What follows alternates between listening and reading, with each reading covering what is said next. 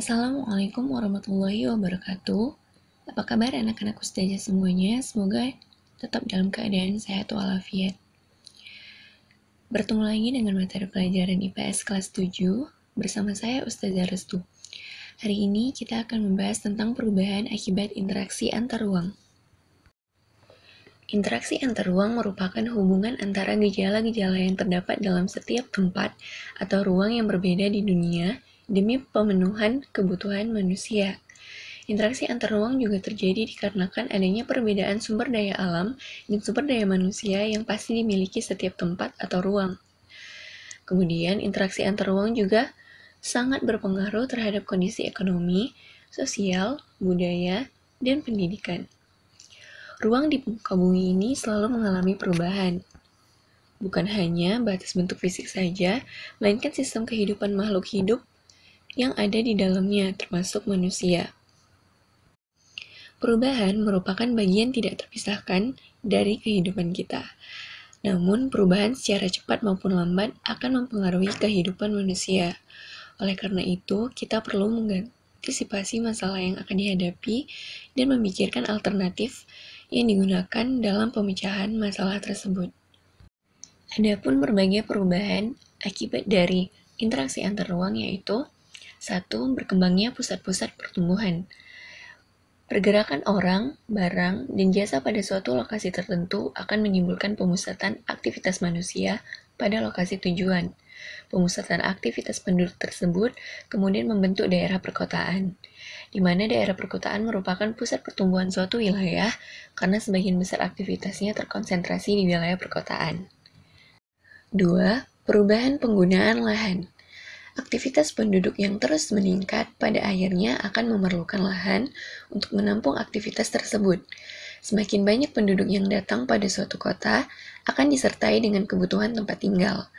Akibatnya terjadi alih fungsi lahan dari lahan pertanian menjadi lahan pemukiman.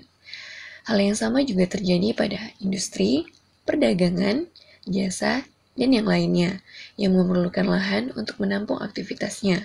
Dengan demikian, terjadi perubahan penggunaan lahan dari pertanian ke non-pertanian, seperti pemukiman, industri, perdagangan, jasa, dan yang lainnya. 3. Perubahan orientasi mata pencaharian. Interaksi spasial umumnya terjadi karena adanya kepentingan ekonomi, khususnya berkaitan dengan pekerjaan. Daerah yang menjadi tujuan pergerakan penduduk akan dihuni oleh mereka yang memiliki pekerjaan yang beragam. Jenis pekerjaan juga berkembang karena adanya kebutuhan akan barang dan jasa yang semakin berkembang. Orientasi pekerjaan berubah dari yang tadinya berorientasi pada sumber daya alam, khususnya petani, menjadi pekerjaan lainnya. 4. Berkembangnya sarana dan prasarana. Terjadinya pergerakan orang, barang, dan informasi memerlukan sarana dan prasarana. Pembangunan sarana dan prasarana akan semakin meningkat dengan meningkatnya pergerakan tersebut.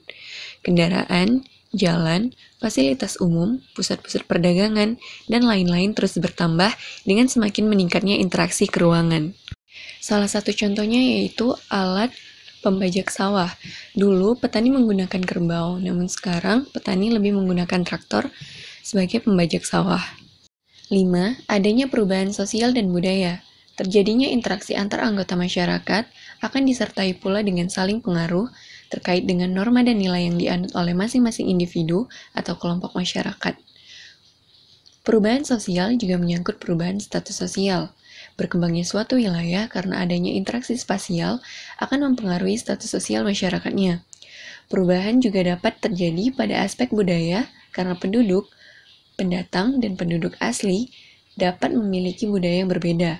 Perubahan sosial budaya pada saat ini tidak lagi hanya karena adanya pergerakan penduduk, tetapi juga karena adanya aliran informasi dari suatu daerah dengan daerah yang lain, bahkan antar negara atau benua yang jaraknya sangat jauh sekali. Contohnya, gaya busana aktor atau aktris di Amerika kemudian ditiru oleh penduduk Indonesia. 6. Perubahan komposisi penduduk. Interaksi keruangan dalam bentuk pergerakan orang akan menimbulkan konsentrasi penduduk dalam suatu wilayah.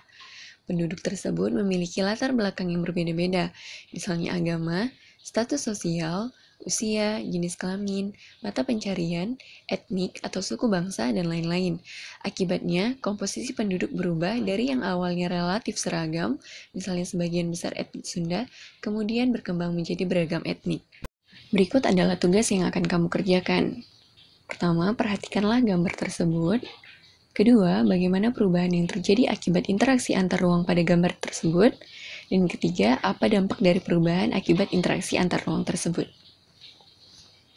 Baik, demikianlah pelajaran kita hari ini. Semoga anak-anak Ustazah dapat memahami materi yang Ustazah sampaikan. Sampai bertemu di materi selanjutnya. Wassalamualaikum warahmatullahi wabarakatuh.